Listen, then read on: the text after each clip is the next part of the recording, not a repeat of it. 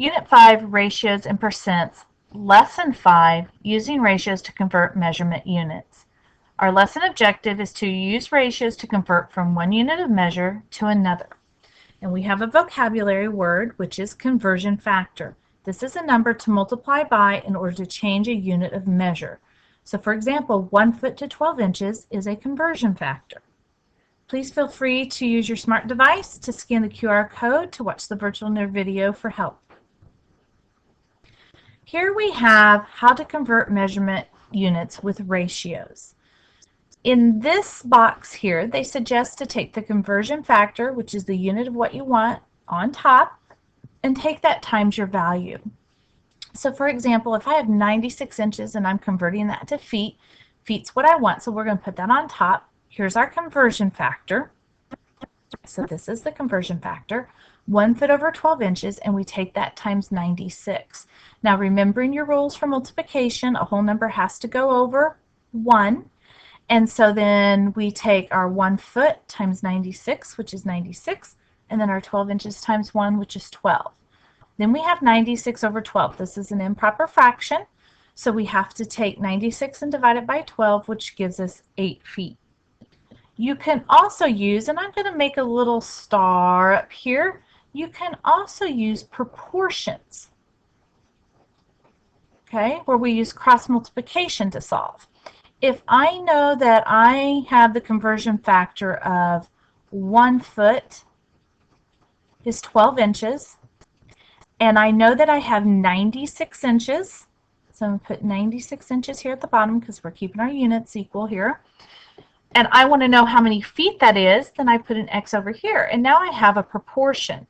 I can cross multiply what I know, 96 times 1, divide by what's opposite of the variable, which is 12, and I have 96 times 1 divided by 12, which gives us 8. So 96 inches is equivalent to 8 feet. So I get the same answer whether I set up proportionally or as a multiplication problem. We're going to try both ways on our examples here on the next page. Down below here, and this is definitely where I want you to star it, make brackets, circle, highlight. These are your conversion factors. These are the ratios that you will be using to convert our measurements, whether it's length, weight, or capacity. So let's take a look at those problems on the back here. Here we're asked to practice converting each measurement.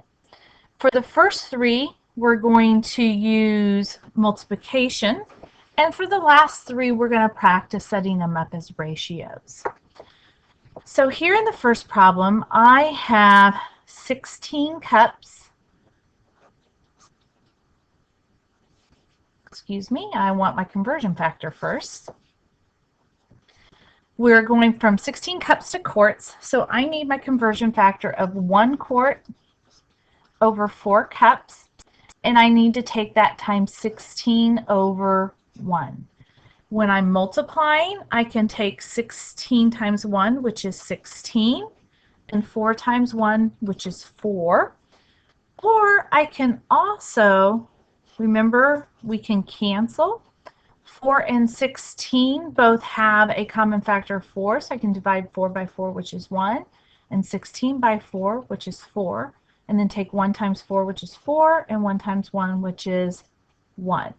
So either way, here I have 4 over 1, and in this, without canceling, I would end up with 16 over 4. Simplifying comes out to 4 over 1, and 4 over 1 is 4. So I end up with 4 quarts, and this is what I would box or circle as my answer. Let's take a look at number 2. Here I have 3 feet to inches. So I'm wanting to find inches, so inches are going to go on top. I have 12 inches to 1 foot times our value, 3, and I'm going to put that over 1 because it's a whole number. Here we can't cancel anything, so we're simply going to multiply our numerators. 12 times 3 is 36. 1 times 1 is 1, and 36 over 1 simplifies to simply 36. So we have 36 inches, and this is what we're going to box. Number 3, 2 miles to yards. We want to find yards. So we're going to use 1,760 yards on top over 1 mile.